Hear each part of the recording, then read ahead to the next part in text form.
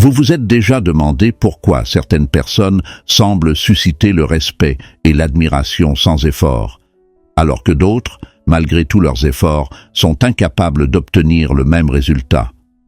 Eh bien, j'ai remarqué des stratégies puissantes qui peuvent changer radicalement la façon dont les autres vous perçoivent et vous traitent. Il ne s'agit pas seulement de changer d'apparence ou d'impressionner les gens avec un charme superficiel. Il s'agit de comprendre les signaux psychologiques subtils qui peuvent vous démarquer dans une salle bondée et faire de vous quelqu'un que les autres admirent et veulent côtoyer. Que vous ayez du mal à être vu dans vos relations personnelles ou que vous cherchiez à accroître votre présence dans votre vie professionnelle, ces informations changeront la donne. Alors, si vous êtes prête à changer la façon dont le monde vous voit, restez avec nous. Ce qui suit pourrait révolutionner vos interactions et ouvrir des portes dont vous ignoriez l'existence. Et avant d'entrer dans les détails, n'oubliez pas d'appuyer sur le bouton « J'aime », de vous abonner pour plus de contenu comme celui-ci et de partager cette vidéo avec vos amis. Vous aurez envie de regarder chaque minute car ce qui suit regorge d'informations précieuses que vous ne voulez pas manquer.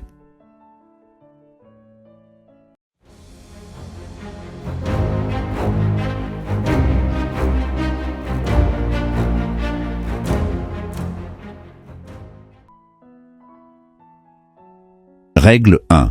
Embrassez le mystère. Le philosophe stoïcien Sénèque a dit un jour « Être partout, c'est n'être nulle part ». Cette déclaration profonde capture l'essence du maintien d'un certain degré de mystère. En étant prévisible et ouvert dans tous les aspects de la vie, vous risquez de perdre le charme unique qui accompagne un peu de secret. Dans les relations personnelles, cela signifie être présent et impliqué, mais ne pas révéler tous les détails de vos pensées, sentiments et expériences. Cette approche équilibrée favorise un sentiment de curiosité et d'intrigue chez votre entourage. D'un point de vue psychologique, Carl Jung, le célèbre psychiatre suisse, a souligné l'importance de l'inconnu dans la psyché humaine. Il croyait que le sentiment de mystère était au cœur de l'expérience humaine, car il invitait à l'exploration et à un intérêt approfondi. En gardant un air de mystère autour de nous, nous attisons naturellement la curiosité des autres et les attirons dans une interaction plus profonde et plus engageante. Règle 2. Créer la peur de perdre. Marc Aurèle, philosophe stoïcien et empereur romain, a déclaré « Vous avez du pouvoir sur votre esprit, pas sur les événements extérieurs ». Cette citation souligne l'importance de se concentrer sur le développement de votre monde intérieur et de vos intérêts personnels. En cultivant une vie riche et engageante, indépendamment de la présence ou de l'approbation des autres, vous devenez naturellement plus intrigant et désirable aux yeux de votre entourage. La confiance et l'assurance qui découlent d'une vie bien vécue et appréciée deviennent un phare qui attire les gens vers vous. Dans le contexte de la philosophie occidentale, le concept aristotélicien de eudaimonia, bonheur ou épanouissement, complète cette idée. Selon Aristote, le vrai bonheur vient de la réalisation de son potentiel et d'une vie vertueuse. Lorsque vous vous concentrez sur votre propre croissance et votre épanouissement, vous créez intrinsèquement un environnement dont les autres veulent faire partie. Règle 3.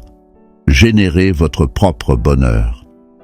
Sénèque, un philosophe stoïcien renommé, a bien exprimé ce sentiment lorsqu'il a déclaré « Le vrai bonheur est de profiter du présent sans anxiété ni dépendance à l'égard de l'avenir. » Cela met l'accent sur l'idée que le bonheur ne devrait pas être une quête dépendant des circonstances ou des personnes, mais plutôt un état d'être que l'on cultive intérieurement.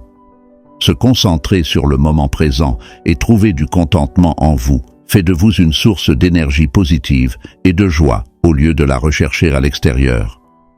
La perspective stoïcienne s'aligne parfaitement sur les idées de Carl Jung, qui a souligné l'importance de l'individualité et du cheminement vers l'épanouissement personnel.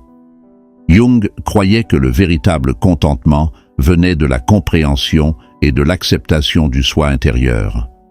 Ce processus intérieur de découverte de soi et d'acceptation mène à un état naturel de bonheur qui est contagieux pour ceux qui vous entourent. Règle 4.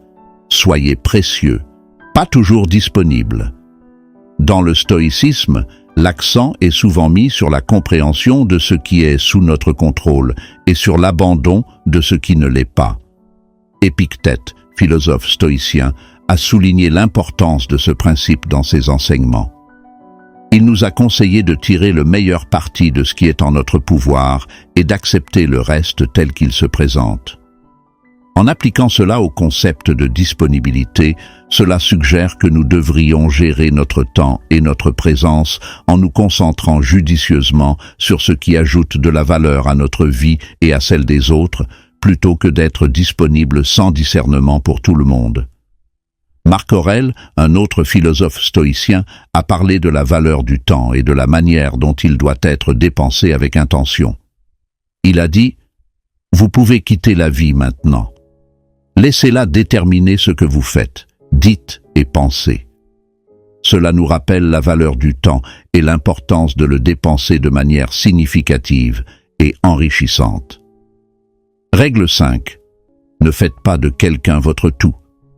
Marc Aurèle a profondément saisi cette idée lorsqu'il a déclaré « Celui qui vit en harmonie avec lui-même vit en harmonie avec l'univers ». Cette citation souligne l'importance de l'alignement sur soi et de l'intégrité personnelle. En restant fidèle à vous-même et en ne dépendant pas trop des autres pour votre identité ou votre bonheur, vous obtenez un sentiment d'harmonie intérieure qui rayonne vers l'extérieur, affectant positivement tous les aspects de la vie, y compris les relations. Cette idée est cohérente avec la croyance stoïcienne, selon laquelle nous nous concentrons sur ce que nous pouvons contrôler, nos pensées, nos actions et nos réactions.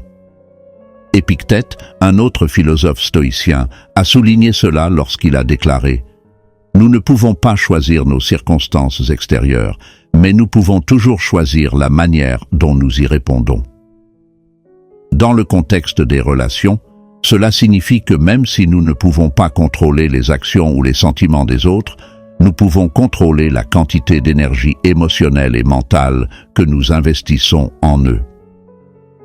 Règle 6. Priorisez vos besoins. Dans le stoïcisme, l'accent est souvent mis sur l'importance de prendre soin de soi et de comprendre ce qui compte vraiment pour notre bien-être. Épictète a dit « Ce qui compte, ce n'est pas ce qui vous arrive, mais la façon dont vous y réagissez. » Cela suggère que dans la dynamique de toute relation, la manière dont vous répondez et valorisez vos propres besoins est cruciale. Il s'agit de fixer des limites et de ne pas permettre que votre bien-être soit compromis, quelle que soit la façon dont les autres vous perçoivent ou vous traitent.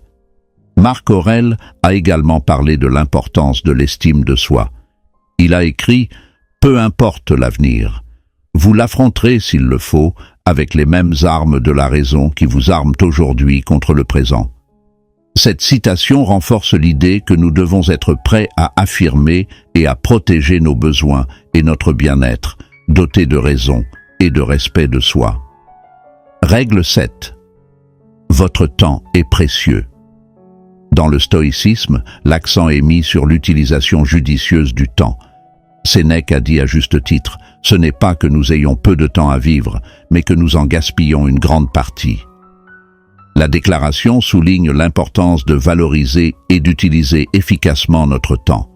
Les stoïciens croyaient qu'il fallait vivre une vie utile et consacrer son temps à des choses qui ont de la valeur et du sens. Marc Aurèle nous donne la sagesse sur l'utilisation du temps, en nous concentrant sur ce qui est devant nous avec précision, en éliminant toutes les distractions. Cela souligne l'importance de se concentrer sur le présent et d'être profondément engagé dans ce que nous faisons, plutôt que d'être constamment disponible ou distrait par les besoins des autres. Règle 8. Ne vous lancez pas toujours. Dans le stoïcisme, l'accent est souvent mis sur l'équilibre et le contrôle de nos actions.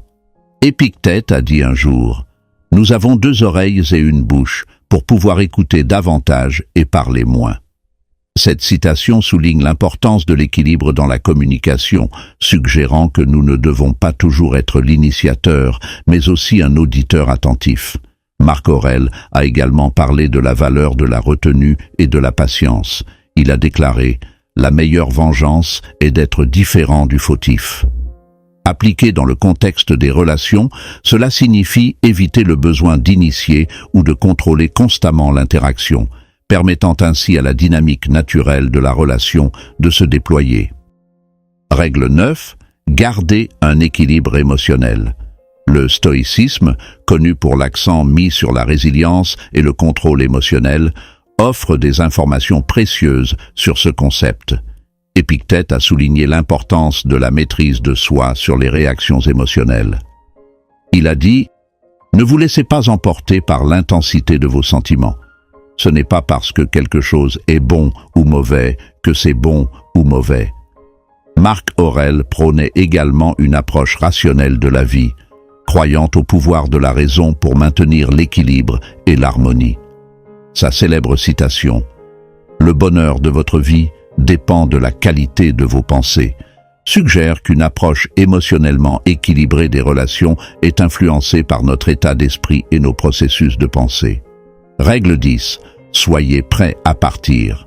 Marc Aurèle a dit un jour « Vous avez du pouvoir sur votre esprit, pas sur les événements extérieurs. » Cette citation est particulièrement pertinente pour cette règle, mettant l'accent sur le concept de force intérieure et d'autonomie.